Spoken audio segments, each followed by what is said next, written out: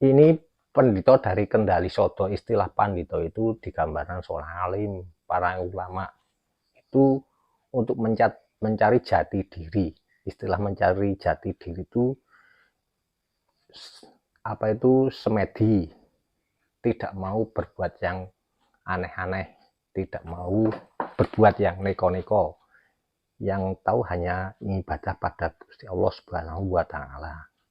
Dan contohnya Anoman ini sebagai suri toladan untuk kita sehari-hari, untuk introspeksi diri bahwa orang muka jelek belum wangsit pindo kumbang lesepo madu sarining dawang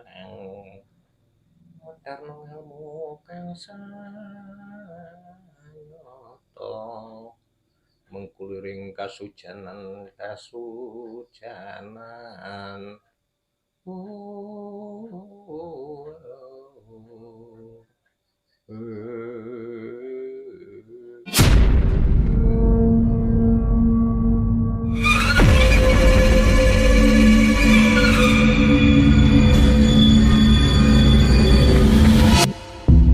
Assalamualaikum warahmatullahi wabarakatuh.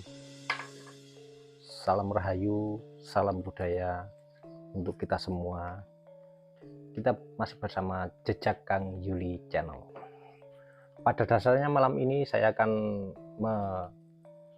mereview tokoh wayang tokoh Anoman.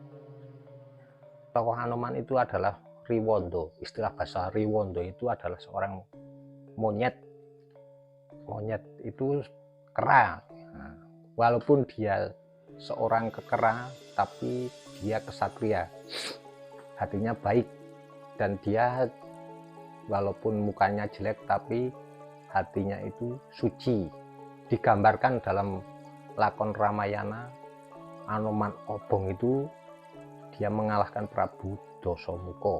Nah, Anoman ini walaupun dia wujudnya seorang monyet, tapi hatinya itu seperti manusia.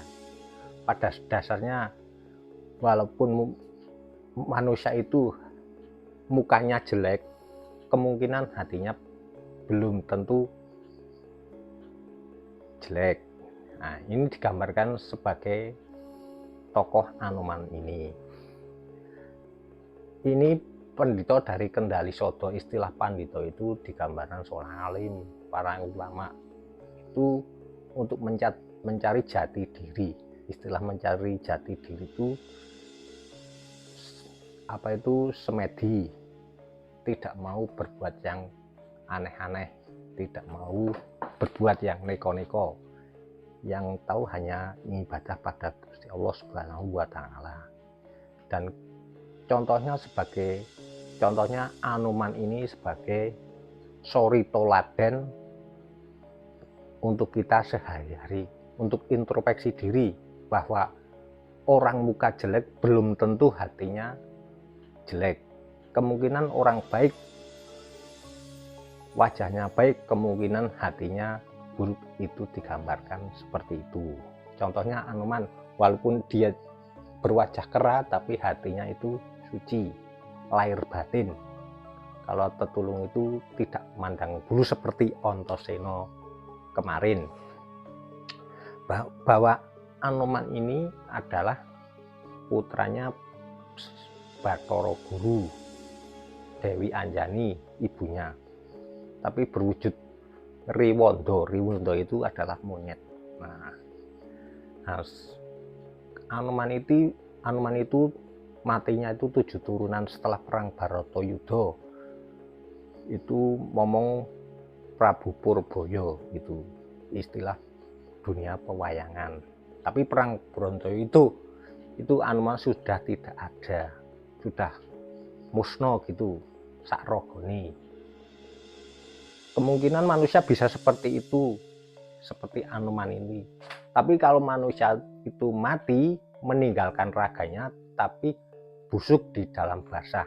Di dalam basah itu untuk mempertanggungjawabkan perbuatan kita di hadapan Allah Subhanahu wa taala. Walaupun ini mati, tapi rajut rogonya itu hilang sama sekali di dalam bumi. Tapi dia suci untuk bukan dirinya sendiri, tapi untuk orang lain. Berbuat yang baik, nengenke kebudayaan luhur, ngingkurke perbuatan yang jelek. Perbuatan baik itu harus kita cari. Itulah Anoman itu menjadi suri teladan, menjadi jati diri. Kok disebutkan Anoman itu putih? Nah, disebut putih itu kan hatinya itu putih seputih salju. Contohnya orang itu bisa kadang seperti air itu halus di hadapan Allah. Kita harus suci lahir batin. Contohnya kalau kita berwudu, kita harus suci seperti tokoh Anoman ini, harus suci lahir batin untuk menghadap Allah Subhanahu wa Ta'ala. Walaupun muka jelek, ini hatinya suci. Itu guys, sekilas bersama tokoh Anoman dalam dunia pewayangan, kita aplikasikan dalam dunia modern sekarang ini. Kita sudahi dulu bersama Jejak Yuli Kang Channel. Subscribe, jangan lupa like dan komen notification bersama Jejak Yuli Channel. Oke.